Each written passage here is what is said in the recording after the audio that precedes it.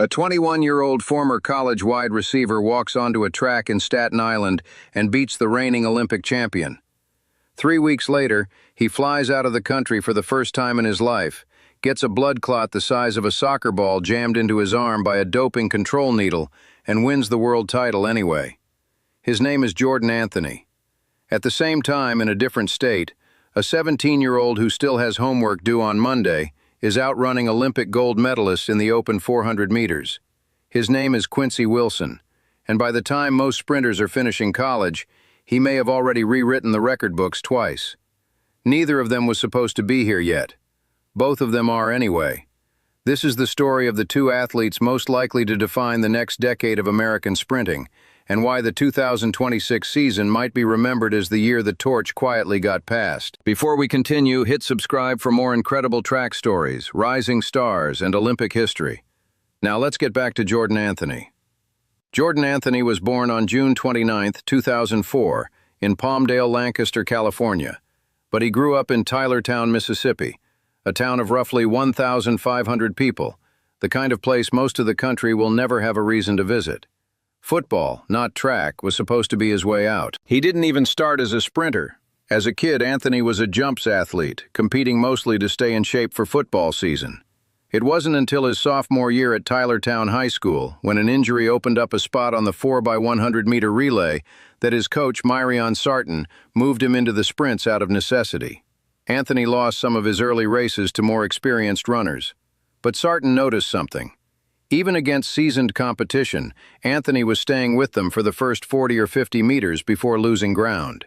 That raw speed was untrained and unrefined, and it was still enough to make him one of the fastest teenagers in the country. By his senior year in 2021, Anthony had rewritten the Mississippi high school record books, running 10.14 seconds in the 100 meters and 20.35 in the 200, marks that made him, statistically, the fastest sprinter the state had ever produced. On the football field that same year, he caught 27 passes for 525 yards and 13 touchdowns, helping Tylertown to a 12-1 record. He earned the Gatorade Mississippi Track and Field Player of the Year award and drew scholarship offers from more than 20 Division I programs. That same senior season, a hip fracture sidelined him for half the football schedule. He recovered in time for track season and kept right on winning. Then, during that same year, his father, Robert Jones, a football coach who had instilled the game in him from childhood, passed away. It happened just weeks before Anthony could tell him he'd committed to the University of Kentucky. He still talks to him before every race. Before he steps into the blocks, Anthony has said he closes his eyes and speaks to his father and his late aunt. "Your baby boy is on the track again. Watch over me. Make sure no hurt, harm, danger come near me or my teammates, and we're going to come out here and put on a show for you." Anthony arrived at Kentucky in 2022 as a dual-sport athlete, wide receiver on Saturdays, sprinter the rest of the week. As a freshman, he won silver at the 2023 NCAA Indoor Championships in the 60 meters, doing it just 4 weeks after tearing his hamstring. Every setback seemed to reroute him further toward the track. From Kentucky, he transferred to Texas A&M, and from there to Arkansas, 3 schools in 3 years, chasing a bigger role in both sports at each stop. By 2024-2025, running for Arkansas, he made the call that changed the trajectory of his career. He stepped away from football entirely to focus on sprinting full-time. His own explanation was blunt, and in hindsight, prophetic. "Nobody's running at me to hit me," he said. "In track, I'm only depending on myself. If I go out there and wet the bed, it's because of myself." The 2025 season was the payoff. Running for Arkansas, Anthony won the NCAA Indoor Championship in the 60 meters, 6.49 seconds, and the NCAA Outdoor Championship in the 100 meters, 10.07 seconds, becoming the first sprinter to complete that indoor-outdoor double in the same season since 2017. Along the way, he ran a wind-aided 9.75 in the 100 meters during the NCAA West first round, a time that tied for the second fastest ever run by a collegian, wind conditions aside. He swept 3 SEC titles, the 100 meters, the 200 meters, 19.93, and the indoor 60 meters, and was named SEC Outdoor Runner of the Year. For all of it, he won the Bowerman, college track and field's answer to the Heisman Trophy. "A football player winning the Bowerman," he said at the ceremony. "That's crazy." He turned professional immediately after, signing with Adidas and relocating to Claremont, Florida to train under coach Lance Brauman, joining an elite group that included Noah Lyles, the reigning Olympic 100-meter champion and a four-time world 200-meter champion with 8 world titles to his name. Anthony wasn't just training in the same building as one of the greatest sprinters alive. He was lining up against him in practice, every single day. Anthony's first professional season didn't start the way anyone expected. He finished third at the New Balance Indoor Grand Prix, then third again at the Millrose Games. The doubts started almost immediately. Maybe the NCAA dominance didn't translate against grown men who'd been doing this for a decade. Then, on February 13, 2026, at the Tyson Invitational in Arkansas, Anthony ran 6.43 seconds in the 60 meters, the fastest time in the world for 2026, matching Noah Lyles' own personal best, and doing it at sea level, rather than at the altitude where Lyles had originally run his. "The start of my season, I didn't have 2 good races," Anthony said afterward. "I needed a little bit of humbling to remember who I am, that dog mentality." 3 weeks later, on March 1, 2026, that mentality was tested directly against Lyles at the USA Indoor Track and Field Championships in Staten Island. Lyles had made it clear beforehand that he had no intention of giving anything up without a fight. He was, after all, the reigning Olympic 100-meter gold medalist, having edged Jamaica's Kashane Thompson by 0.005 of a second in one of the closest finishes in Olympic history, and a man with 8 world titles across the 100 meters, 200 meters, and relays. The final, live on NBC at Ocean Breeze Athletic Complex, didn't go the way the champion wanted. Jordan Anthony crossed the line first in 6.45 seconds. Trayvon Bromell, the 2016 World Indoor Champion, took second in 6.47. Noah Lyles finished third in 6.51. Then came the moment that went viral. Lyles walked over and handed Anthony a championship belt, a traveling trophy within their own Pure Athletics training group, symbolizing the fastest sprinter in the room. Cameras caught Anthony quietly wiping fingerprints off it while Lyles kept talking to reporters. "I'm bringing football mentality," Anthony told NBC Sports. "He's just bringing old age right now." Lyles, for his part, seemed to genuinely enjoy the exchange. "Great trash talker," he said. "I've definitely missed that in the group. Sometimes people can get a little too much in their feelings, but we've been having some amazing sessions where we can trash talk, do well, and then keep it moving and still be cordial." Lyles chose to skip the 2026 World Athletics Indoor Championships in Toruń, Poland. His wedding to Jamaican sprinter Junelle Bromfield was scheduled for early April, and the timing didn't work. That left Team USA's 60-meter hopes in the hands of Anthony at his first-ever global championship, on his first-ever trip outside the United States. "I have no doubt in Jordan," Lyles said before the meet. "I watched him at the beginning of the year and I was like, well, I'm not going to Worlds indoors, so I guess he's winning." 2 days before the final, something went wrong that had nothing to do with the track. During a mandatory doping control blood draw, the officer missed Anthony's vein. A clot formed in his left arm, which he described as being the size of a soccer ball, leaving him unable to fully straighten or rotate it. For the rest of the championships, his forearm was wrapped in a spiderweb of black kinesiology tape. In a race decided in under 7 seconds, the arms drive everything: the start, the acceleration, the rhythm that carries a sprinter to the line. Anthony competed anyway, cruising through his opening heat in 6.54 before the final.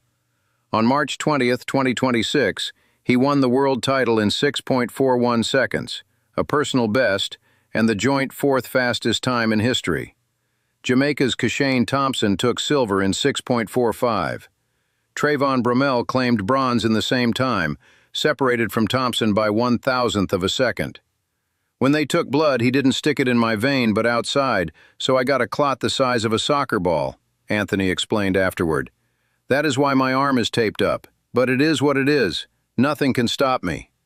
He didn't stop there. "A lot of people thought I was going to come here and wet the bed and do this, that, and the third," he said. "But God put this dog in me. I'm going to always release the dog when it's time to be released." Noah Lyles, watching from home, posted on social media, "Stop playing on this man. First year, world champion." Anthony is now the fourth youngest man in history to win the World Indoor 60-meter title, behind only Trayvon Bromell, 2016, Justin Gatlin, 2003, and Lee McRae, 1987. Less than a year removed from playing wide receiver at Arkansas, he heads into the outdoor season as one of the faces of American sprinting, with a home Olympics 2 years away in Los Angeles. While Anthony was making headlines in the 60 meters, a very different kind of story was unfolding in the 400. Quincy Wilson, a high schooler who has spent the last 3 years treating professional sprinters like conference rivals. Wilson started running at age 8 in Chesapeake, Virginia. There was no viral moment, no single race that announced him, just a kid who kept getting faster than kids much older than him. By age 14, he had broken Obia Moore's 30-year-old national under-14 record in the 400 meters.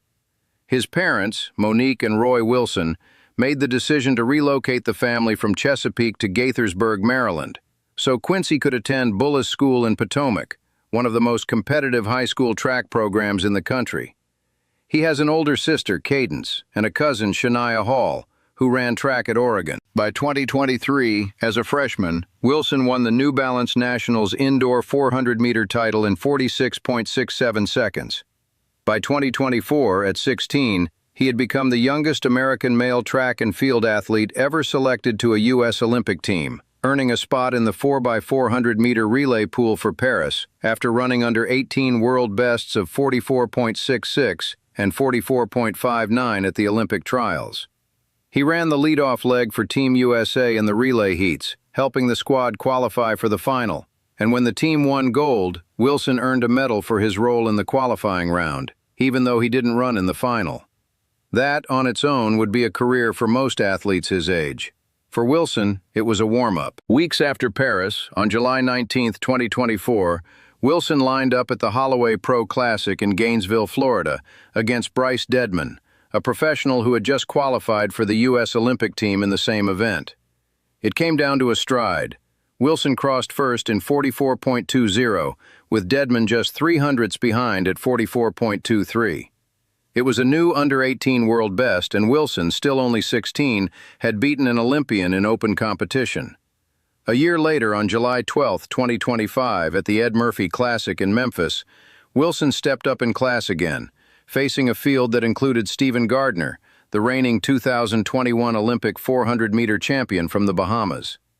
Wilson made up the stagger on Gardner early, pulled away through the turn, and crossed the line in 44.10 seconds, a personal best that beat Dedman, 44.39, second place, and outclassed the Olympic champion entirely. That time did something remarkable to the record books.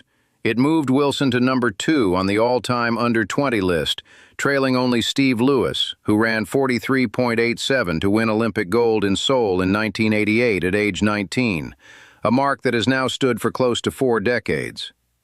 Wilson's 44.10 also tied him for 4th fastest in the entire world for 2025, ahead of every sprinter on the planet except 3. Wilson's year-over-year progression reads like a countdown. Freshman year, 46.67. Sophomore year, 45.76, a new meet record at New Balance Nationals Indoor.